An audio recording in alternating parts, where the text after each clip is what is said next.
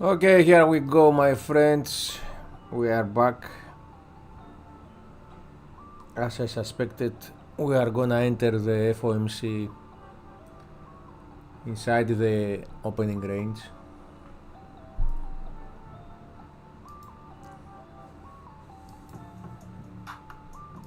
For most of the assets.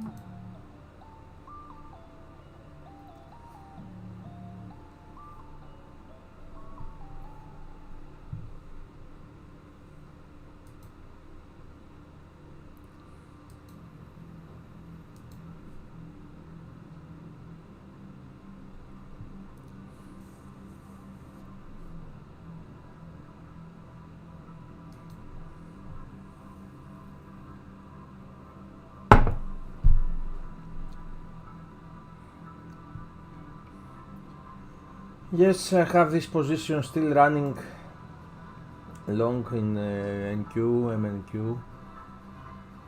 When we entered again the opening range, I opened more 5 contracts, took one profit here on the rip higher, and now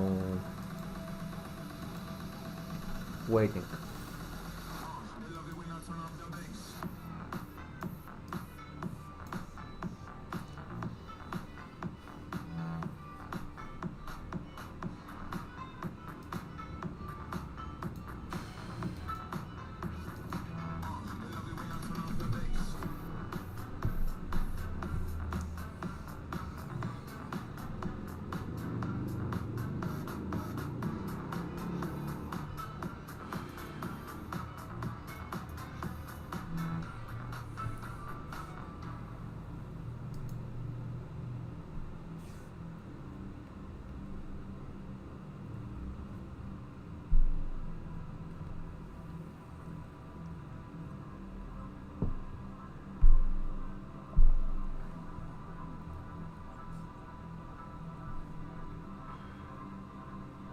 Who is trading today?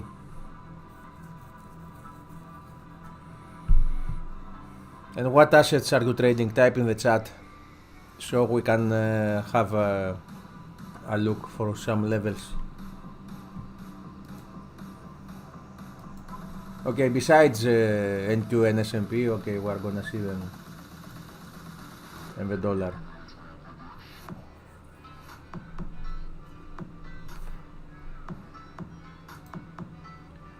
Okay, let's start with the euro.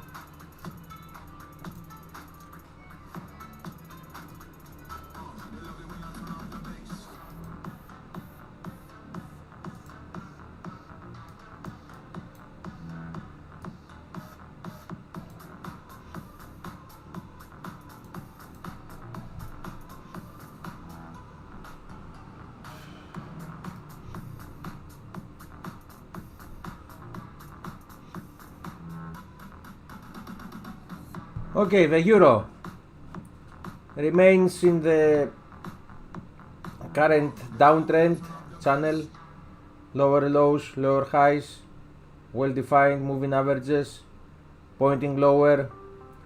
I believe at least we are gonna have another try below 108, regardless of the event, okay, of what will happen, what will say. Now, on the upside, I believe we are gonna have a fight, big fight with the moving average here at today's high and above, up to 109.30. Cable looks like the perfect triangle here. you would take. Okay. The ranges for the cable 127.80, 128.10 to the upside, 160, 126.40, 126 figure. Okay. Here favors for a push higher, but it's mixed because you cannot have cable going higher and euro going lower. Now USD yen, interesting here. We saw it holds, it keeps the gain, also finding support exactly where it should have. 200 periods moving average, previous highs acting as support. It's gonna be 50-50 here too. Of course, buying the dip still prevails here, also from the moving averages. The Aussie, clear downtrend consolidating here, moving averages setting up for a move lower. 65.25 should be tested. To the upside, has to fight a lot with the resistances above 66.30.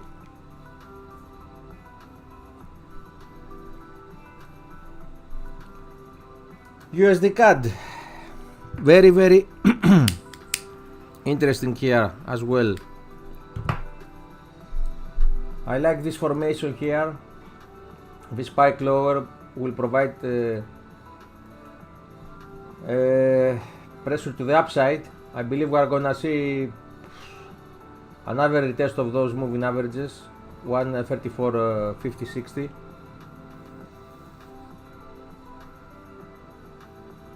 The dollar, like the euro, consolidating inside the, not like the euro, consolidating inside this tight range. Also moving averages pointing higher.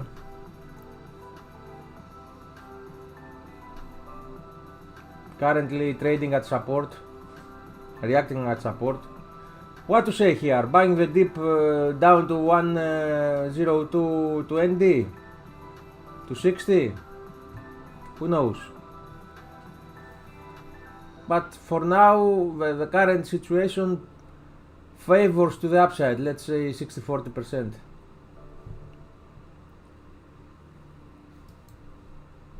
Indices. Okay, let's start with S&P. Deep buying today and also continue. What to say here? If Powell is hawkish, I believe this will mean economy still growing, blah blah blah, boost for the stocks. If he's dovish, for the usual reasons, again boost for the stocks. Now to the downside, big support below 4900. This is the future, okay? 48.90, 4900, big support area. I would like to buy the dips down here if we see. To the upside, the first support, first resistance, 49.40. Now Nasdaq.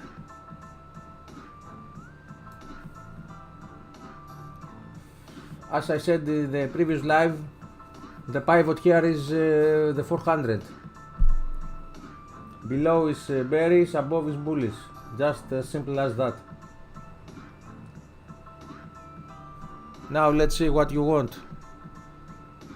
GU. The dragon. Who is trading the dragon?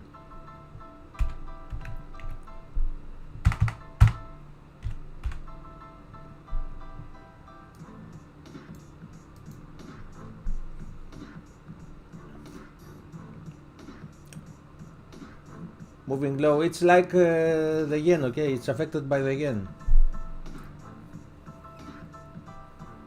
Currently trading exactly at the support.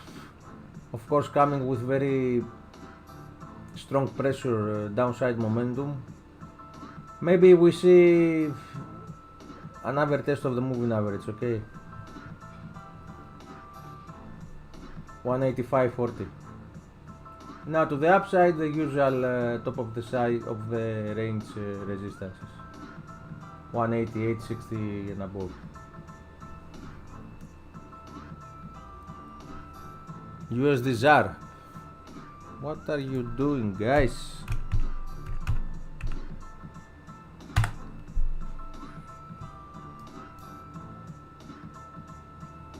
Okay, finding support currently at this support range cluster. Also, this it reminds me USD CAD. Yes, it's the same. I favor a move to the upside. Okay.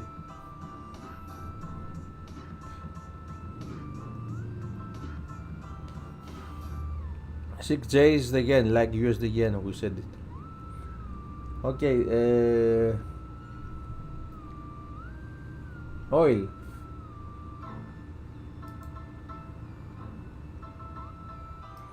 I know you want the contract because you trade, so we analyze the contract. We see some pressure because the inventories were worse than expected. But we entering the support cluster of the moving averages. Any buying at I see 75.45, this level here, and below a lot of supports down to 73.90s. The trend still points higher. It's breaking to the upside from this triangle here still. Okay.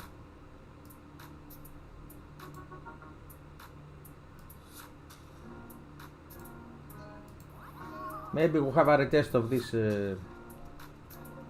line. This 74.50 is very strong level. Gold keeps trending sideways. Okay, 20, 15, 20 to the downside, 20, 40, 50, 60 to the upside. Currently pushing higher. I believe we're gonna have a dance inside this range. Okay. Moving averages align one next to each other. It's the perfect equilibrium, I would say. I think we're gonna have one move lower. Of course, any spikes higher above 60, 64 might happen, but I think this is going lower.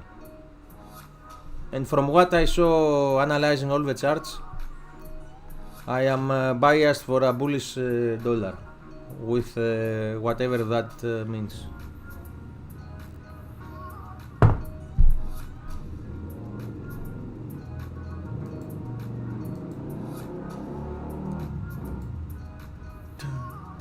Dun, dun, dun.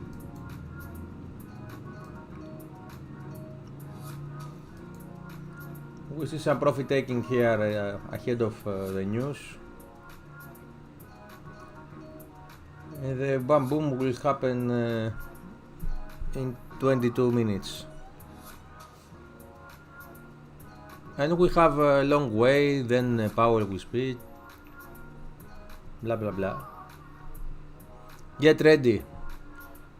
Bring your coffees, your drinks, your whiskeys, your colas, your cigars, your cigarettes, whatever. It's gonna be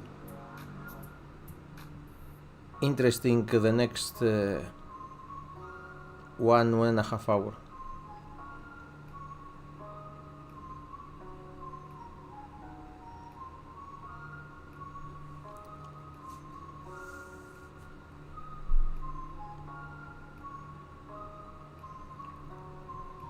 Okay, whoever is using TOPSTEP, I will have one free code to share tomorrow, one free reset.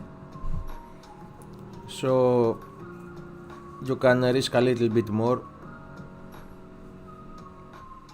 The same of course will be valid for new traders at TOPSTEP. You can find the link in the description.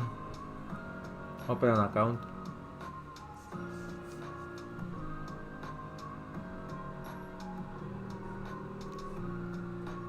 Okay, Forex gun.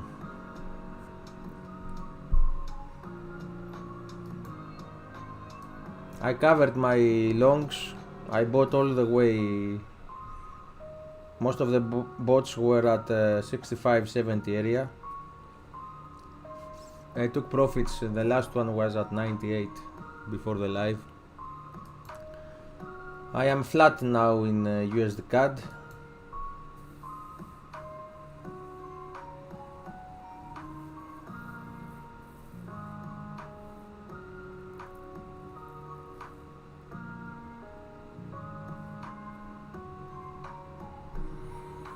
Dun, dun, dun, dun, dun, dun.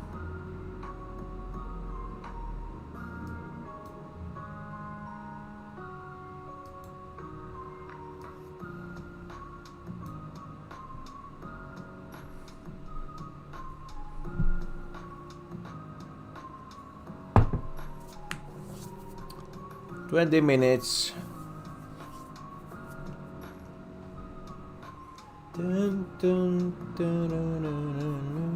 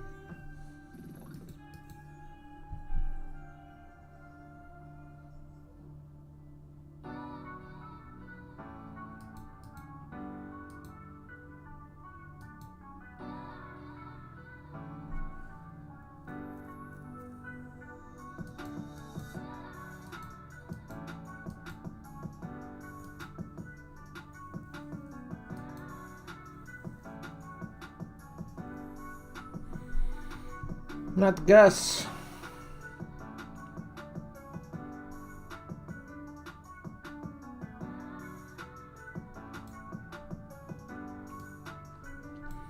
Nice consolidation here at the lows.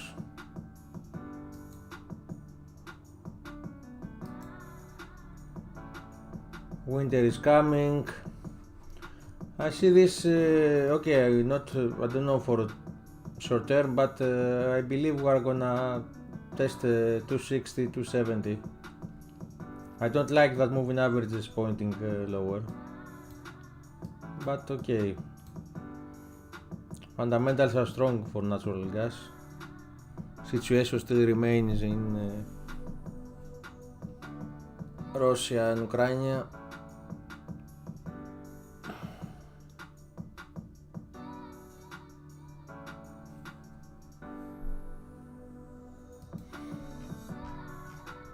German yields going lower, bonds rising.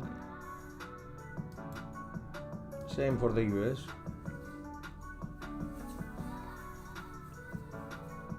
I see strong support at the lows 110.27 in case we see a dip. And to the upside 113.10. I believe we contain the move, any move.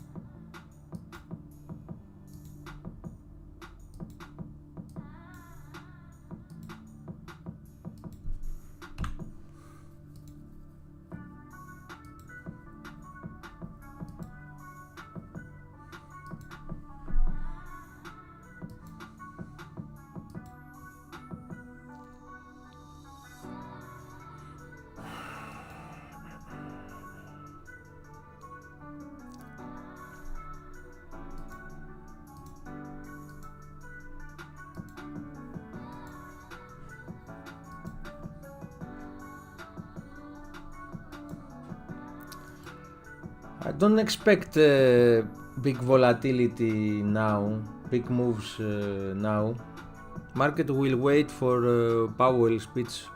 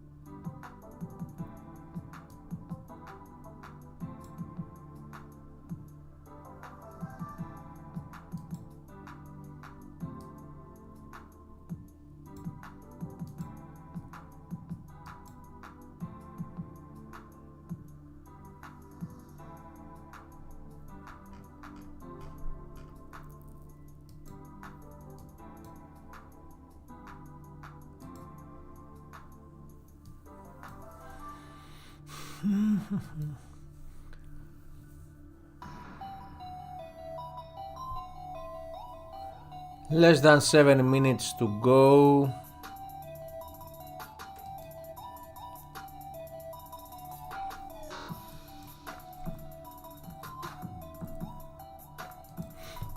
Oil, I said 40, 74 or 50 the level, the support.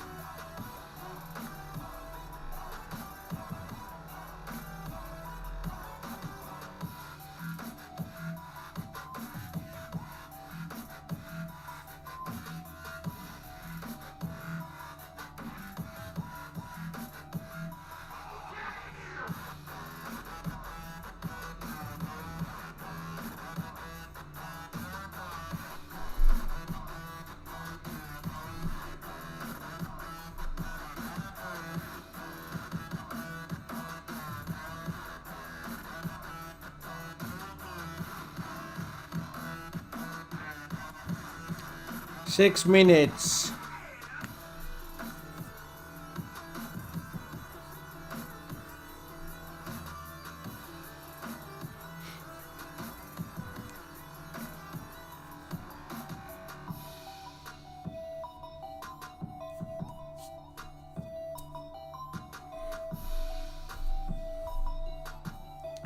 Less than 5 minutes, guys.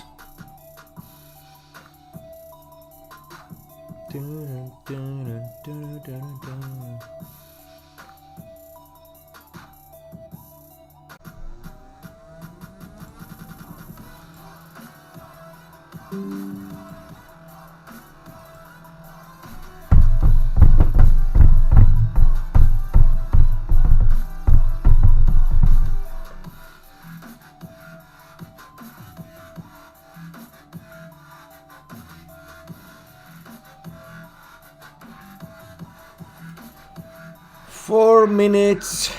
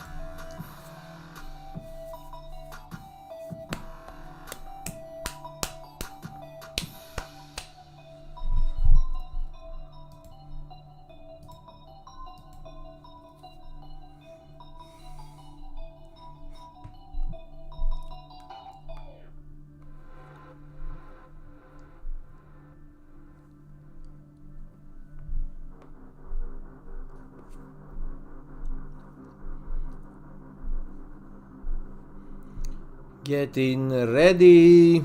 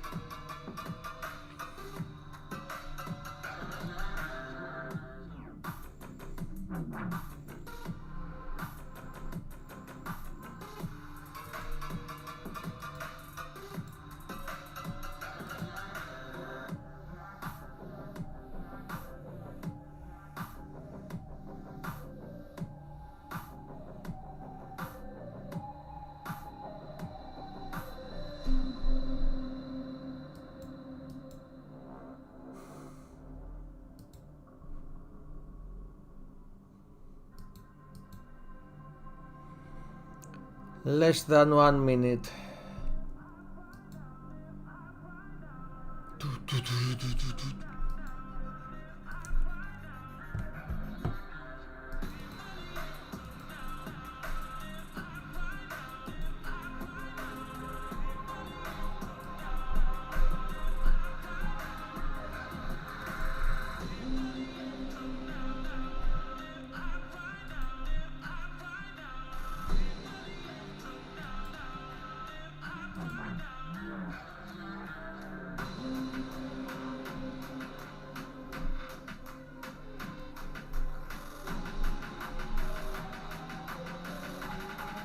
Okay, here we go.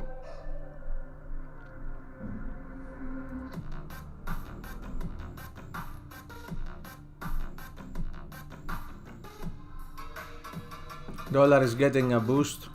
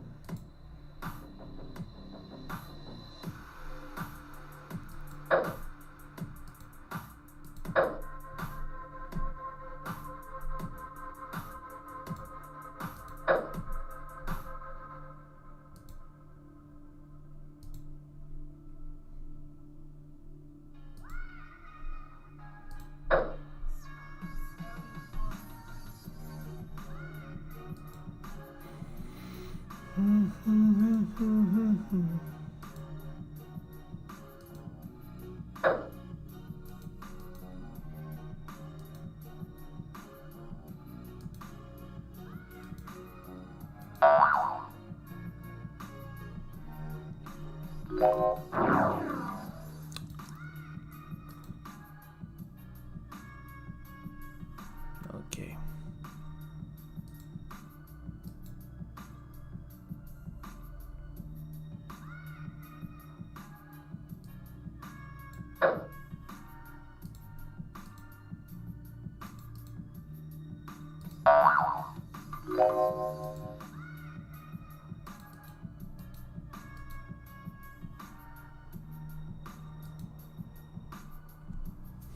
As expected, Fed holds benchmark rate unchanged. Risk to goals are moving into better balance. Don't see cuts until more confident inflation nearing 2%. Consider any adjustments to interest rates. Okay.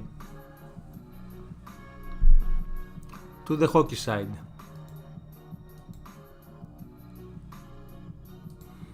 That's why we see euro.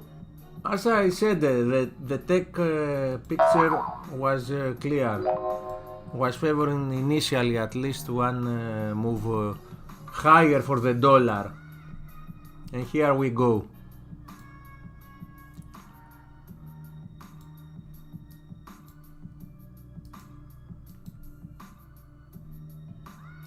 Now waiting for Powell to fade this move as usual.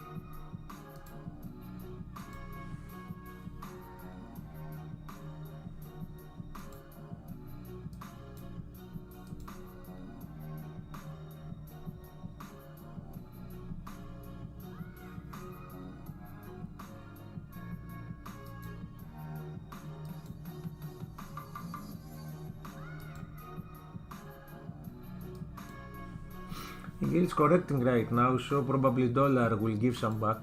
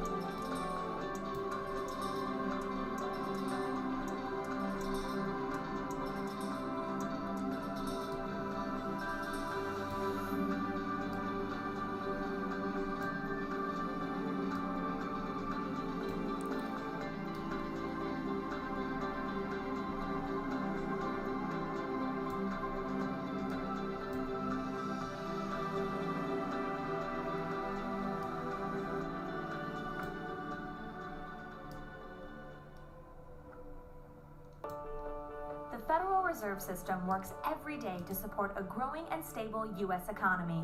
Across the United States, the Federal Reserve, through its Federal Reserve Education Program, also helps people understand how the economy works, so consumers have the tools to make sound financial decisions. Through this education program, teachers have access to classroom-ready online resources for students from kindergarten to college. Videos, let's see the promo for the Fed. publications, and more. These resources are all free for educators to use in their lesson plans, or as they see fit. Many of the Federal Reserve System's regional reserve banks, located in 12 districts across the nation, also offer in-person and online professional development that allows educators to deepen their knowledge and hone their craft when it comes to economics, personal finance, and more. Students, too, can take advantage of in-person opportunities by taking tours of exhibits in many of the 12 Federal Reserve banks around the country. Whether a student visits with their family or a school group, they get an in-depth look at how the Federal Reserve works to promote a healthy, sustainable U.S. economy.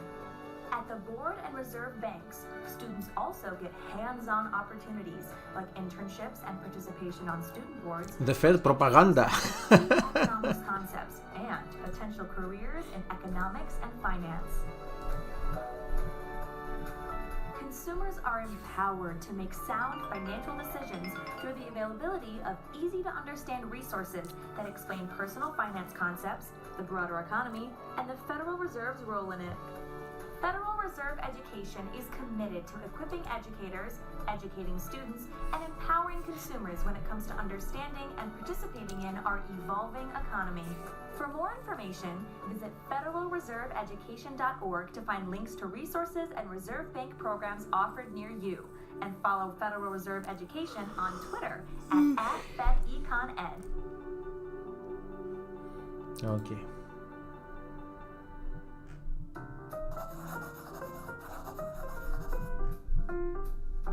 Hi, I'm Ian, and I work for the Federal Reserve, the central bank of the United States. The Federal Reserve System consists of three main entities that perform key functions that serve the public and promote the health of our economy and the stability of our financial system. These key entities are the Federal Reserve Board of Governors, 12 Federal Reserve banks operating around our nation, and the Federal Open Market Committee. Based in Washington, D.C., the Board of Governors is the governing body of the Federal Reserve System. It's an agency of the federal government that reports to and is directly accountable to Congress. The board consists of 7 members, or governors, who are nominated by the President of the United States and confirmed by the Senate. Governors are appointed for 14-year terms. The Board of Governors oversees and sets policy direction for the system, including 12 Federal Reserve banks located around the country, which take the pulse of the nation's economic health from a regional perspective. The 12 reserve banks represent different geographic regions, or districts, and were set up based on regional economic considerations. Although supervised by the Federal Reserve Board, the reserve banks operate independently in many respects. The reserve banks carry out a number of core system functions, such as supervising and examining commercial banks and other financial institutions, enforcing compliance with federal consumer protection and fair lending laws, while promoting local community development and lending to depository institutions to ensure crucial liquidity in the financial system. Okay, I'm gonna grab one small cigar and coming back. Fostering the safety and efficiency of our nation's payment systems, including distributing currency and coin to banks, operating electronic payment systems, and clearing our checks.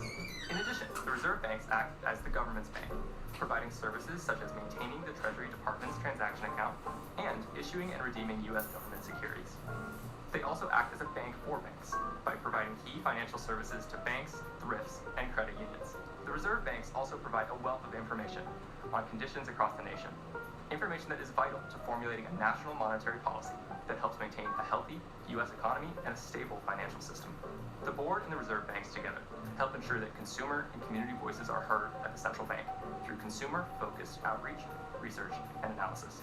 This helps keep the Federal Reserve's actions, policies, and decision-making attuned to what's going on in American households, communities, and businesses, which are the foundation of our economy. The third key Fed entity is the Federal Open Market Committee, or FOMC, which brings together representatives from the board and the reserve banks to consider the state of the U.S. economy and set a course for our monetary policy in a manner that seeks to promote an economy that works for all Americans. The 12-member FOMC establishes an appropriate position or stance for monetary policy to help move the economy towards two essential mandates set for the Fed by Congress, promoting maximum employment and price stability. This occurs mainly through the FOMC's influence on interest rates and credit conditions, which can significantly impact financial conditions, including economic productivity and even spending and investment decisions by households, communities, and businesses.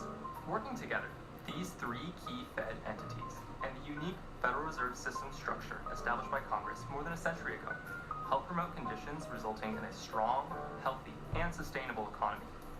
For more information on how the Fed functions, visit federalreserve.gov and click on About the Fed.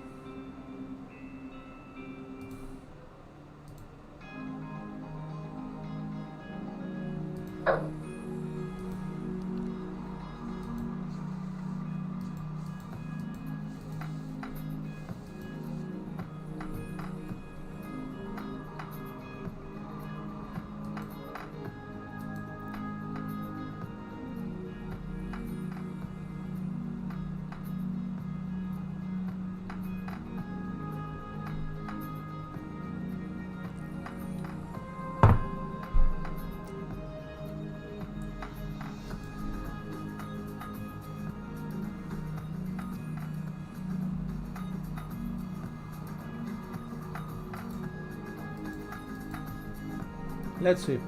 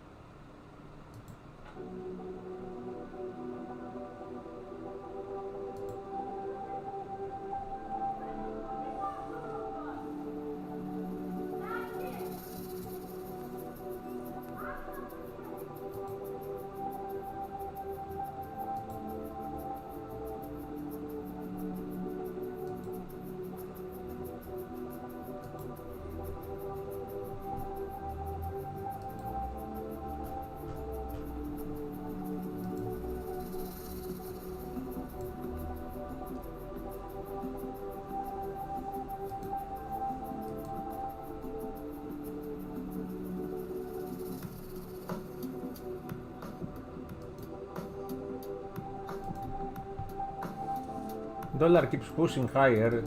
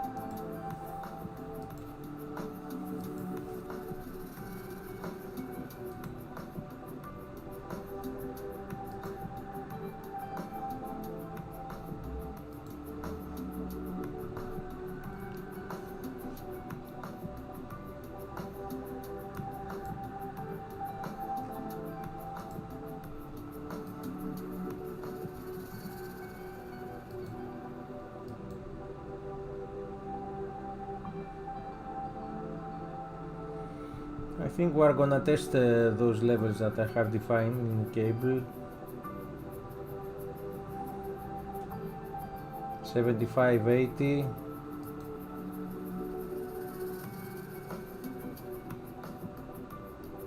and the figure for euro.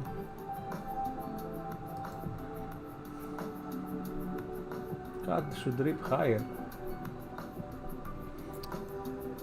Those that saw the analysis pre-FOMC that we did understand what I'm talking about. It was more than obvious that dollar would rally. The thing is that what will happen now that Powell will start speaking. Let's hear the Fed propaganda himself.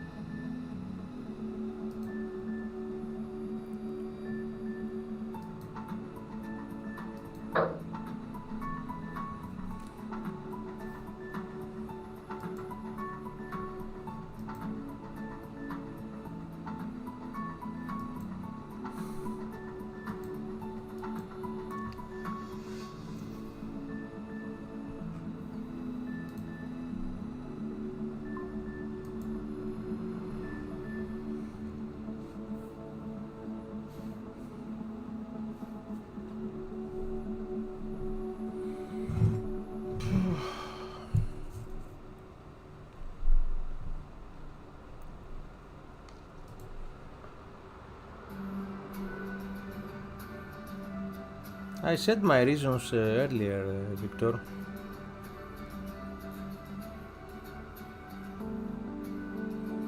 I expect another clearance of the upside.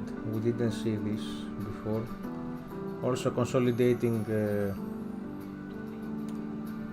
below the opening range, long wicks.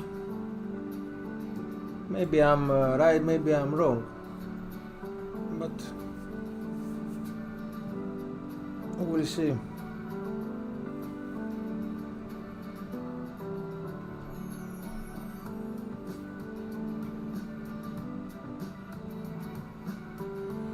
And big drop overnight for no reason. I think we are gonna retest those levels.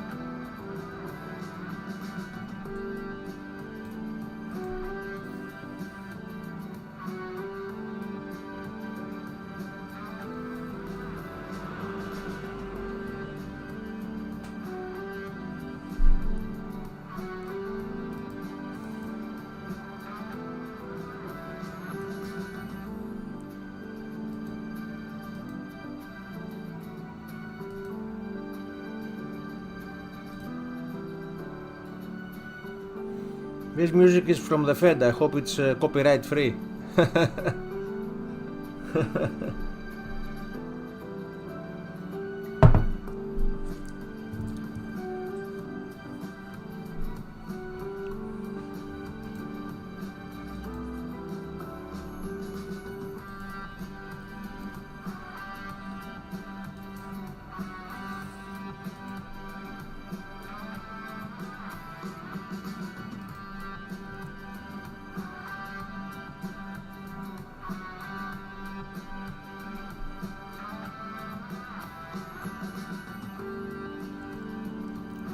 Order filled.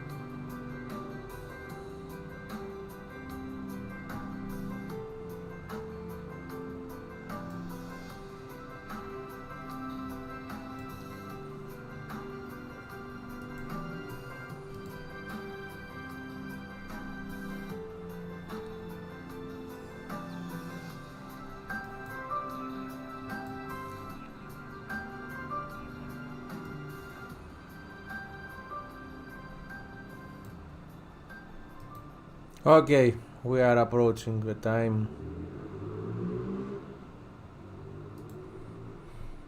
Everyone is ready.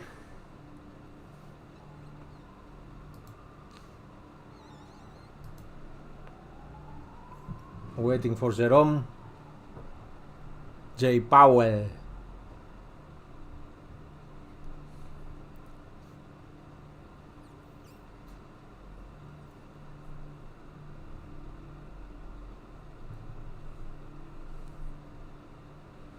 Here we go.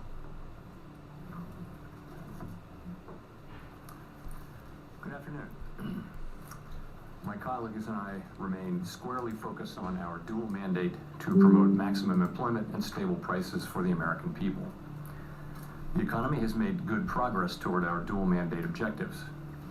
Inflation has eased from its highs without a significant increase in unemployment. That's very good news. But inflation is still too high, ongoing progress in bringing it down is not assured, and the path forward is uncertain. I want to assure the American people that we are fully committed to returning inflation to our 2% goal. Restoring price stability is essential to achieve a sustained period of strong labor market conditions that benefit all. Today, the FOMC decided to leave our policy interest rate unchanged. What happened? And to continue to reduce our securities holdings. Over the past 2 years, we have significantly tightened the stance of monetary policy. Our strong actions have moved our policy rate Why well market into is rallying restrictive now? territory, and we've been seeing the effects on economic activity and inflation. As labor market tightness has eased and progress on inflation has continued, the risks to achieving our employment and inflation Order goals filled. are moving into better balance. I will have more to say about monetary policy after briefly reviewing economic developments. Recent indicators suggest that economic activity has been expanding at a solid pace. GDP growth in the fourth quarter of last year came in at 3.3%. For 2023 as a whole, GDP expanded at 3.1%, bolstered by strong consumer demand as well as improving supply conditions. Market rallied for no Activity in the reason. housing It didn't sector say was anything. subdued over the past year, largely reflecting high mortgage rates. High interest rates also appear to have been weighing on business fixed investment. The labor market remains tight, but supply and demand conditions continue to come into better balance. Over the past 3 months, payroll job gains averaged 165,000 jobs per month, a pace that is well below that seen a year ago, but still strong. The unemployment rate remains low at 3.7%. Strong job creation has been accompanied by an increase in the supply of workers. The labor force participation rate has moved up on balance over the past year, particularly for individuals aged 25 to 54 years, and immigration has returned to pre-pandemic levels. Nominal wage growth has been easing and job vacancies have declined. Although the jobs to workers gap has narrowed, labor demand still exceeds the supply of available workers. Inflation has eased notably over the past year, but remains above our longer run goal of 2%. Total PCE prices rose 2.6% over the 12 months ending in December. Excluding the volatile food and energy categories, core PCE prices rose 2.9%. The lower inflation readings over the second half of last year are welcome, but we will need to see continuing evidence to build confidence that inflation is moving down sustainably toward our goal. Longer-term inflation expectations appear to remain well anchored, as reflected in a broad range of surveys of households, businesses, and forecasters, Well anchored. as well as measures from financial markets. The Fed's monetary policy actions are guided by our mandate to promote maximum employment and stable prices for the American people. Okay. My colleagues and I are acutely aware that high inflation imposes significant hardship as it erodes purchasing power, especially for those least able to meet the higher costs of essentials like food, housing, and transportation.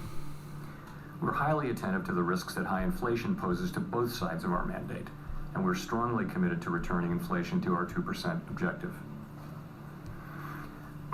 Over the past 2 years, He's very we have nervous. raised I our don't know policy why. rate by 5.25 percentage points, and we've decreased our securities holdings by more than $1.3 trillion. Our restrictive stance of monetary policy is putting downward pressure on economic activity and inflation. The committee decided at today's meeting to maintain the target range for the federal funds rate at 5.25 to 5.5%, and to continue the process of significantly reducing our securities holdings. We believe that our policy rate is likely at its peak for this tightening cycle, and that, if the economy evolves broadly as expected, it will likely be appropriate to begin dialing back policy restraint at some point this year. But the economy has surprised forecasters in many ways since the pandemic, and ongoing progress toward our 2% inflation objective is not assured. The economic outlook is uncertain, and we remain highly attentive to inflation risks. We are prepared to maintain the current target range for the federal funds rate for longer, if appropriate. As labor market tightness has eased and progress on inflation has continued, the risks to achieving our employment and inflation goals are moving into better balance. We know that reducing policy restraint too soon or too much could result in a reversal of the progress we've seen on inflation and ultimately require even tighter policy to get inflation back to 2%. At the same time, reducing policy restraint too late or too little could unduly weaken economic activity and employment. In considering any adjustments to the target range for the federal funds rate, the committee will carefully assess the incoming data, the evolving outlook, and the balance of risks. The committee does not expect that it will be appropriate to reduce the target range until it has gained greater confidence that inflation is moving sustainably toward 2%. We will continue to make our decisions meeting by meeting. We remain committed to bringing inflation back down to our 2% goal and to keeping longer-term inflation expectations well anchored. Restoring price stability is essential to set the stage for achieving maximum employment and stable prices over the longer run. To conclude, we understand that our actions affect communities, families, and businesses across the country. Everything we do is in service to our public mission. We at the Fed will do everything we can to achieve our maximum employment and price stability goals. Thank you. I look forward to our questions.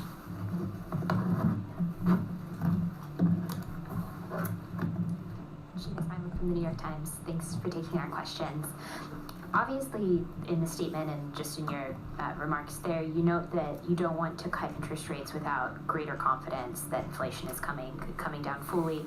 I wonder, what do you need to see at this point to gain that confidence? And as you make those decisions, how are you weighing recent strong growth in consumer spending data against the sort of solid inflation progress you've been seeing? Sorry, say that last part again. How are you weighing the growth data and consumption data, which have been surprisingly strong, against inflation data? Okay, so what are we looking for to get greater confidence? Let me say that we have confidence. We're looking for greater confidence that inflation is moving sustainably down to 2%. Implicitly, we do have confidence and it has been increasing, but we want to get greater confidence.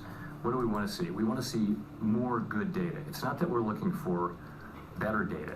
We're looking at continuation of the good data. Here we go. A good example is inflation. So we have 6 months of good inflation data. The question really is, that 6 months of good inflation data, is it sending us a true signal that we are in fact on a path, sustainable path down to 2% inflation? That's the question. And the answer will come from some more data that's also good data.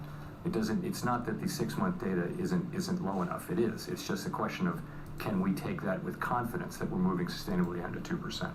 That's really what we're thinking about. 400, boom. In terms of growth, we've had strong growth. I mean, if you take a step back, we've had strong growth, very strong growth last year, going right into the fourth quarter. And yet we've had a very strong labor market, and we've had inflation coming down. So I think, whereas a year ago we were thinking we needed to see some softening in economic activity, that hasn't been the case. So I think we look at stronger growth. We don't look at it as a problem. I think at this point we want to see strong growth. We want to see a strong labor market. We're not looking for a weaker labor market.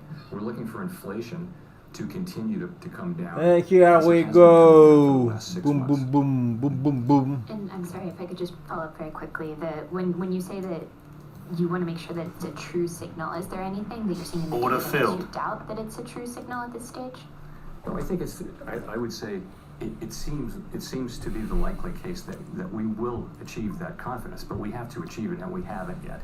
And so, I mean, it's a good story. We have 6 months of good inflation, but you can, and you know this, guys. You can look behind those numbers and you can see that a lot of it's been coming from goods inflation. Time has come. And goods inflation running significantly negative. It's a reasonable assumption that over time, goods inflation will flatten out, probably approximate zero.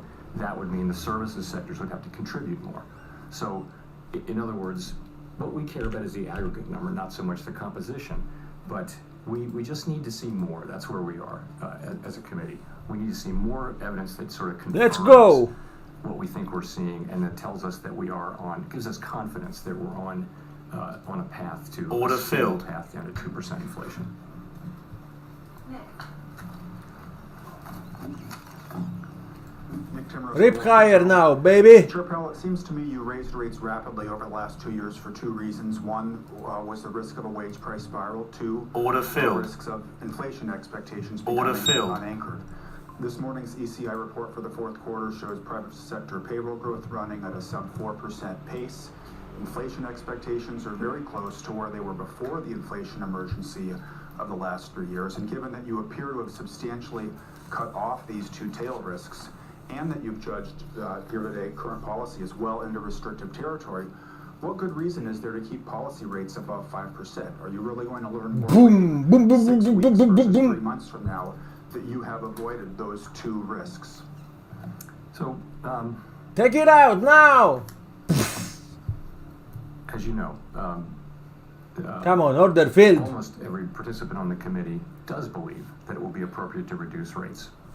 And for partly for the reasons that you say, we Order feel filled. like inflation is Order coming filled. down. Growth has been strong. The labor market is strong.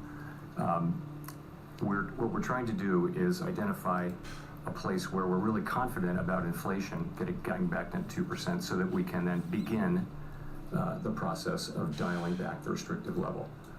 So overall, I think people do believe, and as you know, the median participant wrote down 3 rate cuts this year. But I think to get to that place where we feel comfortable starting the process, we need some confirmation that inflation is in fact coming down sustainably to 2%. If I could ask differently, if you hold rates high as inflation moderates, as it has been, target rates will exceed the prescriptions of the Taylor rule or its variants. What would be the reasoning for holding rates higher than the levels recommended by those rules in the current instance? Indeed, more I think, than as you know, we consult a range of 50 Taylor profits. rules and non-Taylor kind of rules. We consult them regularly. They're in our teal book, and they're in all the materials that we look at. But I don't think we've ever been at a place where we were setting policy by them. And they're, depending on the rule, it will tell you different things. There are many different formulations. Another way to think about it is implicitly is so. In theory, of course, real rates go up if holding all else equal as inflation comes down. But that doesn't mean we can mechanically adjust policy as real rates, as inflation comes down. It doesn't mean that at all, because for one thing, we don't know. We look at more than just the Fed funds rate. We look at broadly financial conditions. But in addition, we don't know with great confidence where the neutral rate of interest is at any given time. But that also doesn't mean that we wait around to see the economy turn down, because that will be too late. So we're really in a risk management mode of managing the risk, as I mentioned in my opening remarks. Managing the Come risk on, I to need move 10, too 10 soon, points. move Don't too do it late. like yesterday. And I think to move, which is where almost everyone on the committee is in favor Order of filled. moving rates down this Okay. year. But the timing of that is going Game to be over. filled to our gaining confidence. We that passed inflation is on a sustainable Get ready, path down to 2%. combine XFA tomorrow. Another live Thanks, account. Chair Bell. I'd like you to key in on the use of the word in the statement that inflation still remains elevated. You pledged to cut rates before inflation reached 2%. So that implies that there's some sort of intermediate step here on inflation, and that a cut would be consequent with a change in the statement language that inflation remains elevated. What's the step Now down? above here, 69.70. I don't know that we It's pretty worked out empty. the We'll particular rip statement higher and that kind of thing. I towards would just say, 60. You look at where This is 12 my month initial inflation is, hypothesis. and it's still well above. Let's see. Core is 2.9%, for example, 12 months, which is way down from where it was. Very, very positive development, very fast decline, and the case is likely that it will continue to come down. So, No, this is so that's different where- that's account. where it I is. like this But straight of it. we're wanting to see, more data. So if I could follow up on that, the statement allows that you want greater confidence on inflation falling before you cut, but it doesn't mention the other side of the mandate, a slide in employment. Would a slide in employment also bring you to the point of cutting rates? Yes, so let me say that we're not looking for that. It's not something we're looking for. But yes, if you think about, in the base case, the economy is performing well, the labor market remains strong. If we saw an unexpected weakening certainly in the labor market, that would certainly weigh on cutting sooner. absolutely. And if we saw inflation being stickier or higher or those sorts of things would argue for moving later. In the base case, though, where the economy is healthy and we have ongoing growth, solid growth, we have a strong labor market, we have inflation coming down, that's what people are writing their SEP around. And in that case, what we're saying is, based on that, let's we rip can higher and now. should take advantage of that and be careful as we approach that question of when to begin to dial back restriction. Rip, baby. Claire Jones, Financial Times. Just to circle back to the greater confidence aspect of the statement, there's been a lot of unanimity in recent meetings. I'm just wondering, going forward, when it comes to all needing greater confidence, is the unanimity, or at least consensus among FOMC members, about what the threshold for that greater confidence is? And if not, could you maybe tell us a little bit about the discussion today on, what the variations between FOMC members was on what constitutes enough confidence to cut rates, and also if there was Okay, something important that Powell said, that's why markets rallied, is that an unexpected drop in unemployment would absolutely argue for cutting sooner. This sparked the move higher, and I believe will continue, because he just said that watch out for the NFP tomorrow, on Friday, and if there are wars, probably we are gonna cut. This was very dovish pledge. That's why market ripped higher. And according to the ADP tomorrow, it was a little bit soft, and all these went into algos, and boom, they make the decision immediately. That's why. I'm trying to explain a little bit to you what is going on in the markets, because there are some few details, some wording that spark huge moves.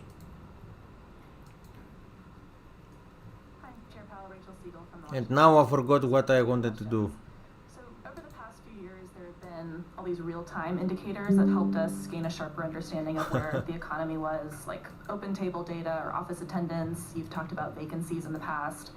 And I'm wondering, at the start of this year, what might be on that dashboard for you that's giving you the clearest picture of the economy, including on rents, if you could touch on that. Including? Rent costs. Yeah. Well, so we're not, it's not the pandemic, so we can actually rely on more traditional forms. People are working, they're getting wages, and the economy is largely reopened and is broadly normalizing, as you see. So I wouldn't say we're looking at that sort of more innovative data as much. You point to rents, so of course we follow the components of inflation very carefully, which would be goods inflation. I talked about that earlier. You mentioned housing inflation, so the question is, when will these lower market rents find their way into measured rents as measured in PCE inflation? And we think that's coming, and we know it's coming. It's just a question of when and how big it'll be. So that's in everyone's forecast, I would say. Okay. So that will help. But at the same time, we think goods inflation will probably, it's been giving a lot of disinflation to the effort, and probably that declines over time, but it may well have some more time to run. Oh, this cigar was really nice. They're not perfectly back to where they were. Ending right now. It takes time for the healing process to get into prices, so there may be still a tailwind. We'll find out with that. So we look at the things that relate to our mandate very carefully, and as you would imagine. I guess just as a quick follow-up, do you feel comfortable at this point saying the economy has reached a soft landing, or is that part of looking for more confidence? No, I wouldn't say we've achieved that, and I think we have a ways to go. Inflation is still, core inflation is still well above target on a 12-month basis. 12 months is our okay, now I'm looking to buy this dip again. We're encouraged by the progress, but at 400. We're not 98. Here we go. At this point, we think we have a ways to go. Give it to me, baby. Thank you, Mr. Chairman. You've said that you would know the neutral rate by its works. So I'm wondering what you could tell me. How do you believe the neutral rate is working? We're telling you right now that growth is stronger. In other words, how much Is the economy really being restrained right now by the current funds rate? And how much restraint does it really need additionally if inflation is still coming down? So I think you do see in the interest sensitive parts of the economy, you do see, for example, housing, you see the effects, you do. Your second question though really I think is important, and that is a lot of this has come through, a lot of the disinflationary process has come through the healing of supply chains and also of the labor market. So you've seen that other set of factors is really different from other cycles and has brought that working with tighter policy, which has enabled the supply side to recover. Give us the feel. That mixture has been behind what has enabled this. So no, we really do think that we're having an effect broadly across the economy. I would point to the interest sensitive parts of the economy as well as Order filled. Generally. But it's a joint story. It's a complicated story. But how much restraint are you actually Come imposing on. the economy, would you say, relative to the neutral rate? So I think it's of course you know that it's not something you can identify with any precision, but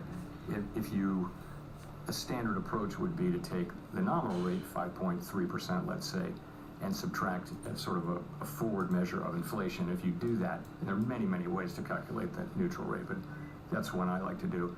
And you're going to get to something that is materially above mainstream estimates of neutrality, of the neutral rate. You will. But at the same time, you look at the economy and you say this is an economy that grew 3.1% last year. And you say, what does that tell you about the neutral rate? What's happening, though, is the supply side has been recovering in the middle of this. So that won't go on forever. So a lot of the growth we're seeing it isn't just a tug of war between interest rates and demand. What do you mean QRA? More activity because of labor market healing and supply chains healing. So I think the question is when that peters out, I think the restriction will show up probably more sharply. Thank you. Sorry. Thanks for taking the question, Mr. Chairman. You mentioned earlier we're not seeking a weaker labor Order market. filled. You said. Can you talk a little bit more about that? Do you think the labor market now is back to quote unquote normal, and that we can achieve the inflation target without wage gains coming back down to what they were pre-pandemic? Even with today's ECI levels, they were still above those pre-pandemic levels. I think the labor market by many measures is at or nearing normal, but not totally back to normal. And you pointed to one or more of them. So job openings are not quite back to where they were. Wage increases rather are not quite back to where they would need to be in the longer run. I would look at it this way though. The economy is broadly normalizing, and so is the labor market. And that process will probably take some time. So wage setting is something that happens. It's probably will take a couple of years to get all the way back, and that's okay. That's okay. But we do see okay. CI reading. The less bonds they buy, are still at a healthy level, the more. but they're gradually moving back to levels that can be more associated. Okay, I will tell you different. The more bond they sell, the more tightening. It's an ongoing process. The less they sell, less tightening. I think The more they buy, more continue without easing. weakening of the labor Okay. market, basically. Well, I think the labor market. Of course, is- it affects. It's rebalancing. Clearly, there was a fairly severe imbalance between demand for workers and supply at the beginning of the pandemic. So we lost several million workers at the beginning of the pandemic from people dropping out of the labor force. And then when the economy reopened Order in filled. November 2021, you had a severe labor shortage, and it was everywhere. Order filled. On the part of businesses couldn't find people. So what's happened is we expected the labor market to come back quickly, and it didn't. And 2022 was a disappointing year. And, we were kind of thinking, well, maybe we won't get it back. And then 2023, we did, as you know. So labor force participation came back strongly in 23, and so did immigration. Immigration came to a halt during the pandemic. So those two forces have significantly lowered the temperature in the labor market to where it's still a very strong labor market. It's still a good labor market for wages and for finding a job, but it's getting back into balance, and that's what we want to see. And you know, one great way to look at that is what's happening with wage increases, and you see it now across the major things that we track. It isn't every quarter, but overall, there's a clear trend, still at high levels, but back down to where what would be consistent with where we were before. Okay, if we break above now 25, the opening range, I will go aggressively long. Hi, Chris Rugaber, Associated Press. Thank you. I wanted to follow up on Rich's question. It sounded like you suggested that you're not worried about faster growth so much. So wanted to see if you're seeing anything that suggests that inflation could re-accelerate from here. And it sounds like you're saying you're not Going for the rip. Solid growth from here on out poses any risk to inflation. Order filled. Thank you. No, I think that is a risk. The risk that inflation would re-accelerate. I think the greater risk is that it would stabilize at a level meaningfully. Look how above 2%. crazy it moves. That's to me more likely. Of course, if inflation were to surprise by moving back up, we would have to respond to that, and that would be a surprise at this point. But I have to tell you, that's why we keep our options open here, and why we're not rushing. So I think both of those are risks, but I think the more likely risk is the one that I mentioned, which is you've had 6 good months, very good months, but what's really going to shake out here? When we look back, what will we see? Will inflation have dipped and then come back up? Are the last 6 months flattered by factors that are one-off factors that won't repeat themselves? We don't think so. It's not what we think, but that's the question we are asking. We have to ask, and we want to get comfort on that. And just one quick follow-up. Governor Waller had mentioned the revisions that are coming on February 9th for the CPI data. Is that something you're watching as well? And if we see those revisions fairly minor, is that going to give you more confidence where things are going? We'll just have to see. We'll look at those. Of course, they are looking at inflation. What a stupid question. A surprise.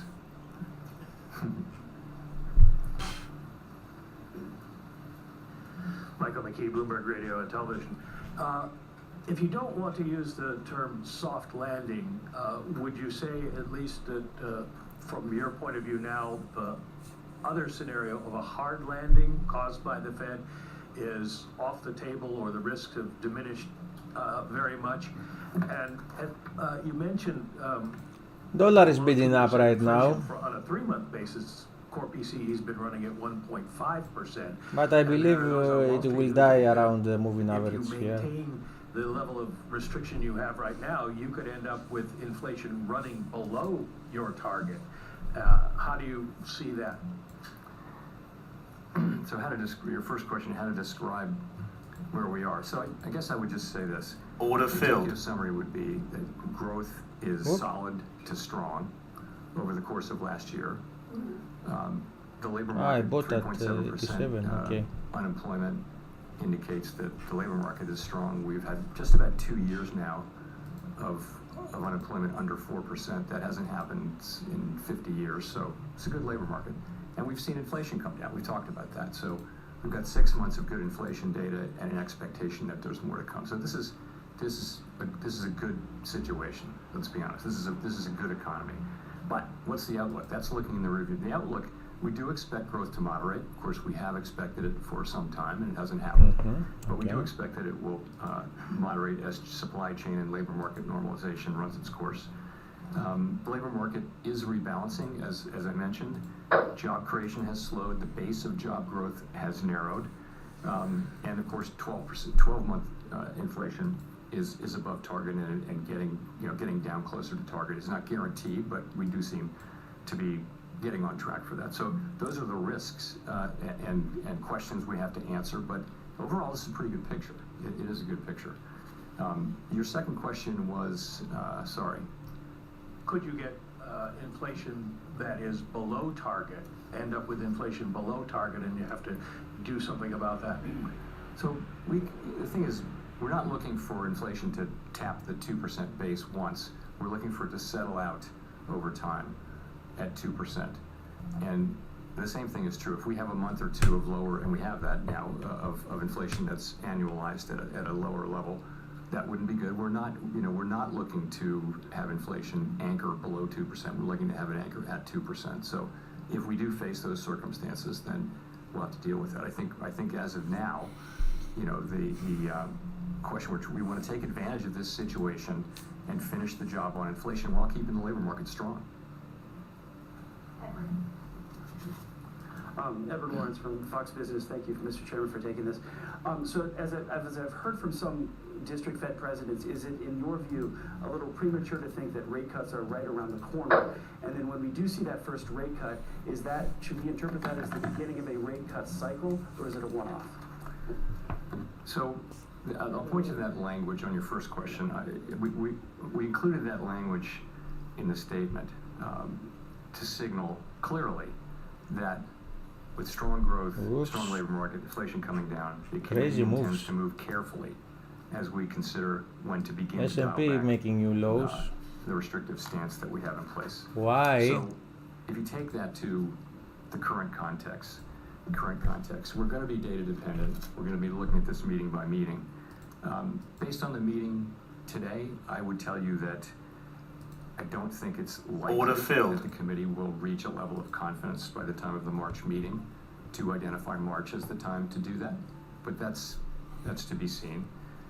So I wouldn't call when you say. Okay, he took out of the questions the cut in March. That's why we see this move now. I don't think that's probably not the most likely case, or what we would call the base case. But we already knew this. Come on. Is this the start of when we see a cut, is it the start of a cutting cycle, or could it just be a one-off? That's going to depend on the data. The whole thing is, this is going to depend on the data. We're going to be looking at the economic data as it affects the outlook and the balance of risks, and we're going to make our decisions based on that. And it could wind up, we'll have another SEP at the March meeting, and people will write down what they think. But in the end, it's really going to depend on how the this is economy getting goes. We talked ugly. about there are risks that would cause us to go slower. For example, stronger inflation, more persistent inflation. There are risks that would cause us to, or if they happen, that would cause us to go faster and sooner, and that would be a weakening. I don't wanna see new lows very, here. very persuasive lower inflation. Those are the kinds of things. So we're just going to be reacting to the data. That's really the only way we can do this. Victoria. Hi, Victoria Guido with Politico. Could you talk a little bit more about productivity growth? You've mentioned multiple times about, the level of wage growth that's consistent with 2% inflation. We've obviously seen, you were talking about ECI this morning, in which it's cooled a little bit, but still sort of above what you wanted to see. Growth has been very strong. How much of those numbers do you attribute to productivity, and do you see that productivity as sort of just temporary because of the factors, the labor and supply chain factors you were talking about, or do you think that productivity growth will fade over time? So this is a really interesting question, and I think my own view is, I think if you look back to the pandemic, you saw a spike in productivity as workers were laid off and activity didn't decline as fast. And then you saw a deep trough of productivity. I don't like this. You saw high productivity last year in 23. I think we're basically in the throes of getting through the pandemic economy, and the question will be, what is it that has changed? The productivity tends to be based on fundamental aspects of our Probably. economy. Is there a case? Will it be the Stopping case out. that we come out of this more productive, more on a sustained basis? And I don't know. What would it take? It would take, people talk about AI, but my guess is that we may shake out and be back where we were, because I'm not sure I see work from home doesn't seem like it's a big productivity increaser. AI, artificial intelligence, generative may be, but probably not in the short run, probably maybe in the longer run. So I'm not seeing why it would, but right now, I would say the productivity is kind of what falls out of the broader forces that are driving people in and out of the labor force, and activity returning and supply chains getting fixed. Right, so would that be behind why we've seen such strong growth, but we've also seen inflation fall, that maybe there's just a higher level of productivity? That's one way to look at it, yeah.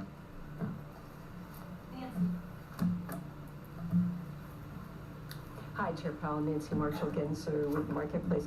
I want to ask a little bit more about housing. I'm wondering, how closely are you watching rent and housing prices as you evaluate whether and when to cut rates? And it seems like housing prices are not coming down as quickly as you expected. So when we think about, our statutory goals are maximum employment and price stability, and that's what we're targeting. Order filled. Housing price inflation, the cost of housing, or any of those things. Those are very important things for people's lives.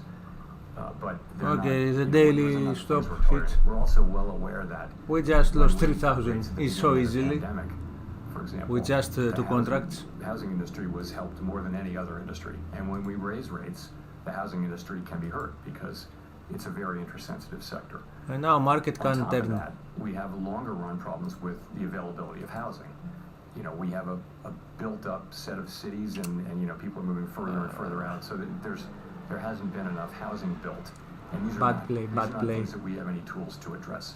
But where it comes into play very specifically in our work is inflation, which is a combination. It's really rental inflation. You're taking owner's equivalent rent and then actual. I still believe we are gonna see come back running S&P that through testing the CPI, lows here. Calculation, Those the support PCE here. calculation, the one we look at. And what that's telling you is that market rents are increasing. We at a got much stopped lower rate out. or even being flat, and that will show up in inflation over time. It has to, as long as that remains the case. So. And just real quick, what is your response to the letter that was sent to you by some members of Congress asking the Fed to lower interest rates to make housing more affordable? My response is what I started with, which is that our job, the job Congress has given us, is price stability and maximum employment. Price stability is absolutely essential for people's lives. Most importantly, And here we go. We saw the lows. People at the lower end of the income spectrum who are living at the edges, hopefully. at the margins. And so, for someone like that, high inflation in the necessities of life, right away you're in trouble. Whereas even middle class people have some scope to absorb higher costs. So we have to it's our job. It's what society has asked us to do, is to get inflation down. And the tools that we use to do it are interest rates. So that's how we think about that. Courtney Brown from Axios. Can you give us some insight into whether the committee discussed the possibility of slowing balance sheet runoff in the months ahead? Yes. So I would start by saying that balance sheet runoff so far has gone very well, and as the process has continued, we're getting to that time where questions are beginning to come into greater focus about the pace of runoff and all that. So at this meeting, we did have some discussion of the balance sheet, and we're planning to begin in-depth discussions of balance sheet issues at our next meeting in March. So those questions are all coming into scope now, and we're focusing on them, but we're at the beginning of that process, I would say. Quick follow-up, is it the case that the Fed would decide to lower rates and make adjustments to the balance sheet runoff in tandem? Yes, we do. We see those as independent tools, and so they don't. For example, if you're normalizing policy, you might be reducing rates but continuing to run off the balance sheet. In both cases, that's normalization. But from a strict monetary policy standpoint, you could say we're loosening and one with tightening. So that could happen. It's not something we're planning. You see, if I didn't right now, we're thinking open the second contract, now we would be still in the game. We're But watching it carefully, and okay. And as I said, we'll be looking into that as a committee starting in March. Thanks. Simon Rabinovich with The Economist. Thank you, Chair Powell. You've mentioned 6 good months of inflation data, but that not being enough to build up confidence. Based on your Still believe we'll rip higher. We are gonna see 600. Wouldn't start easing yet in March. The implication is that 8 good months might not be enough either.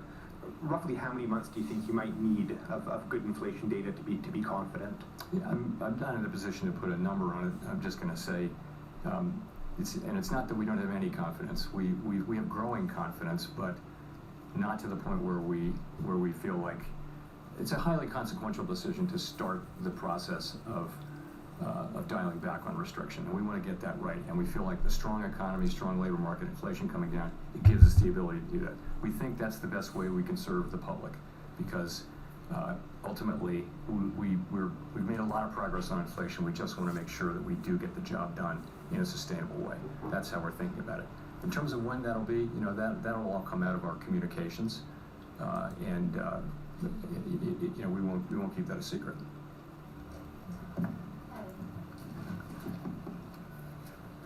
Hi, Chair Bell. Evan Reiser with M&I Market News. Can you explain a little bit more on what you're considering when tapering QT? Do you need to see the overnight reverse repo facility all the way down to zero, or is it something that you can start with a couple $100 billion there? Not a decision that we've made. Okay, guys, that's all for today. A position that's got to go to zero. I mean, if it were to stabilize at a different level. But See you all tomorrow. That we've made. That's what we'll be talking about at the March meeting. A whole range of issues will be briefed up, and the committee will get into all of